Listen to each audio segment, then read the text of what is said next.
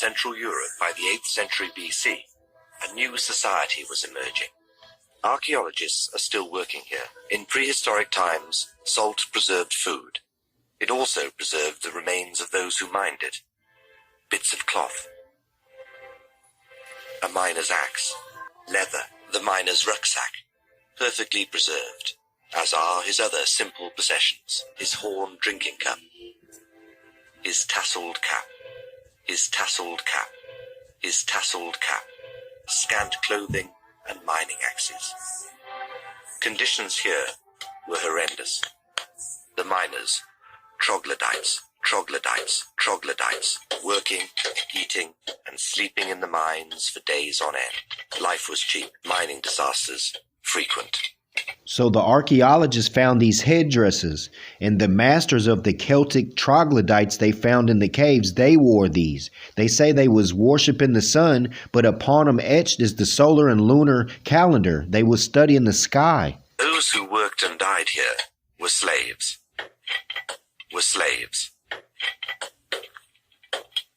Living on basic necessities. A few cherry pips survived the unknown miner who died here. A few cherry pips survived the unknown miner who died here. A few cherry pips survived the unknown miner who died here. The slaves who mined the salt from these mountains had their masters.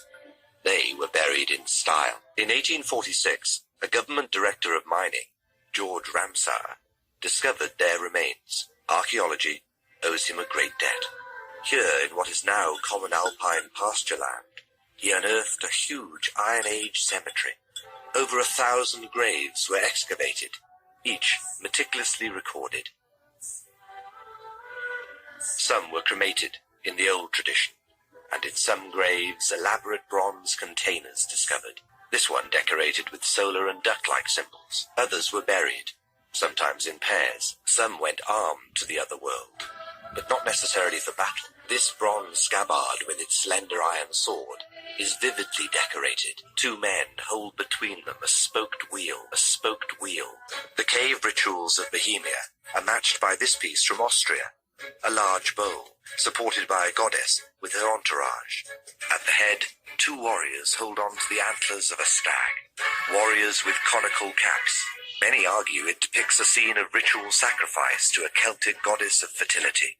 The sun was worshipped, and is here pulled through the skies by a mystical horse. This animal was to take a prominent place in the story of the Celts.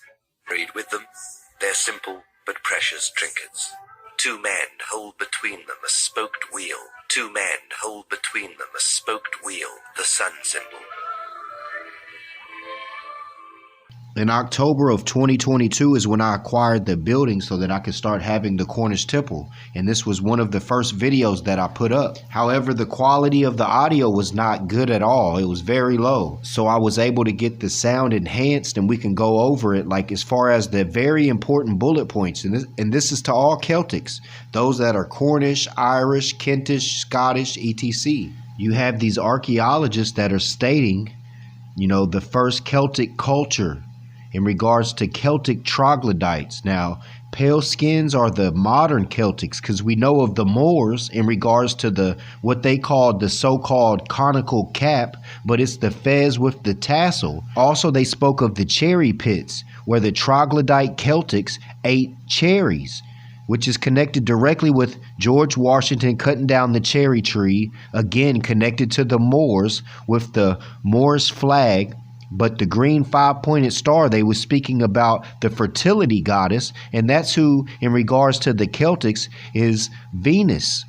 That's who the mother is, because she reflects the light off of the sun. What they said that they was worshiping the sun, but they was practicing astrology and astronomy. Well, they wasn't practicing it. They was adepts in it. They was Magi Moorish scientists. The reflection of the sun off of Venus and getting the information. Another bullet point is the circle 7. That's what the Moors have, the circle 7.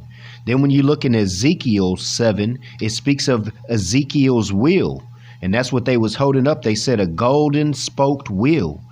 In regards to the circle 7, the perfection of man through the light of knowledge reflecting off of Venus, etc. I was meaning to take the audio and enhance it, but I didn't get a chance to. I've been busy doing other studies, but we did it today, brothers and sisters.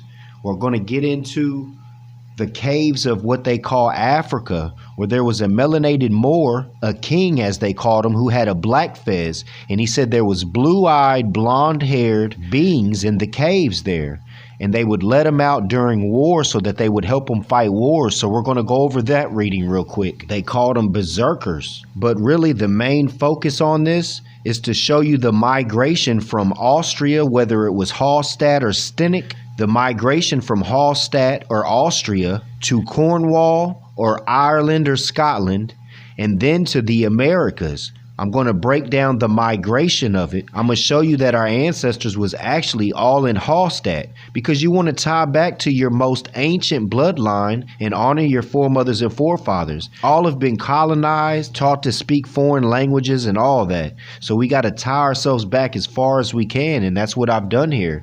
The archaeologists told you this was the first Celtic culture, the Troglodyte Celtics in the caves of Austria, whose masters was the Moors, those that studied astronomy and astrology, the sun, the moon, Venus. They brought mathematics, algebra, architecture, musical instruments, canalling, navigating the seas, showed us how to take baths and stay clean, our diets, brought us into the Renaissance, brought us out of darkness into marvelous light. Actually, in regards to the Ceres or Sirius, or the Dogons who wear a red fez, who say they're from the planet 7. But see, you'll have to get into Rick Smith if you want to get into the more adept lessons of what I'm speaking about, of why we was in the caves doing all this labor.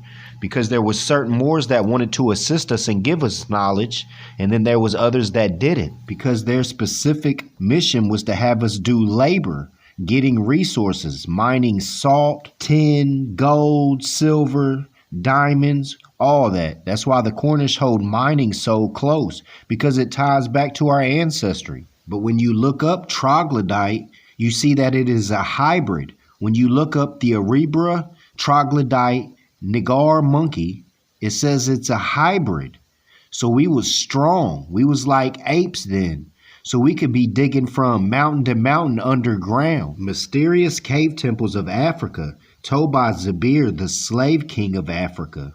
And as you see, he has a black fez on. He's a Muslim. He's a Moor. Stories of purely native origin insist that they are in the mountain fastness of equatorial African races of white-skinned, blue-haired, blue-eyed men and women entirely cut off since time immemorial from any contact with the outer world. Central Africa, entire systems of temples hidden away in the caves of those regions that equal, if they do not exceed in splendor, those already discovered in Egypt. So the studies we did on the Cornish Creed demonstration, you know, the secret creed that the Cornish had in the Americas, they spoke about the Ascutney Mountain.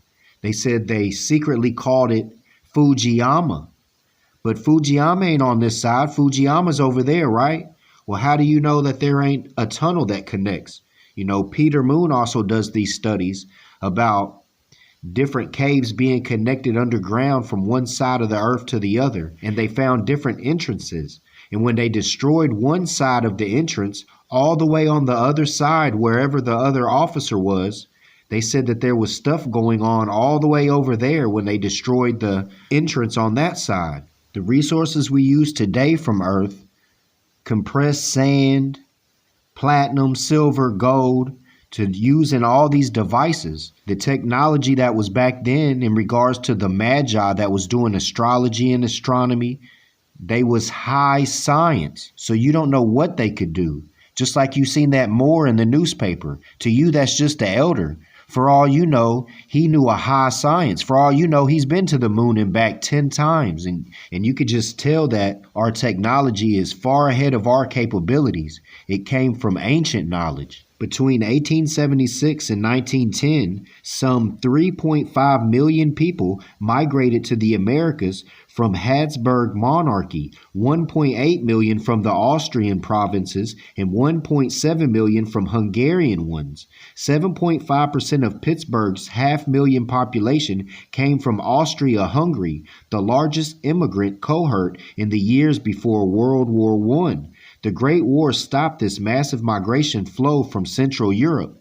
So where you think they was going, straight from Austria to the Americas? No, you was migrating out and you was hitting Cornwall, Scotland, Ireland. But the whole shakeup was, you want to speak about the popes of Rome against the Moors, or Portugal and France, what you want to call United States, always on Portugal's heels, assisting the Christians with colonizing the Moorish Empire. And either you was going to stay and fight with the Moors, or you was going to get ran out. And that's what you did. You either ran out because you was scared, or you went out to assist the Christians and go and fight in foreign lands, or you would stay and fight. But I know this much, all of our ancestors abandoned their land of origin, so we're not backed by any kind of value, no resources, because we're in foreign lands. Our ancestors came from over there, so we should want to go back to our land of origin. Like I always say, then we can receive economic rehabilitation, return back to our land of origin, and be backed by our resources of our land. You can't have value in foreign land because you don't have the actual possession of the resources. Those that claim to have the resources of foreign land, they're foreign corporations that are colonizing by force. So yeah, our ancestors abandoned their land in hopes of coming over here to get a spoonful of milk and honey, to live the so-called American dream.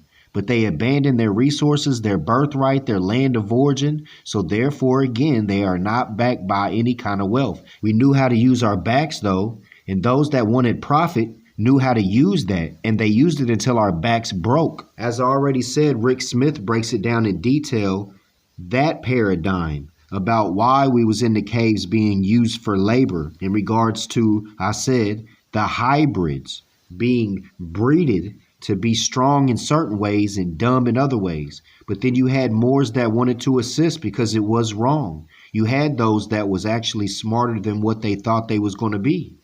But you can get into that with Rick Smith. Also, what comes to mind is Adolf Hitler, because he was looking for the pure race, the Aryan race, and this might have been them. You know what I'm saying? It's, the other cave said that they was blonde hair, blue eyes. I leave you in peace and love, brothers and sisters. I hope you enjoyed the demonstration in regards to the Celtic Troglodytes in Austria.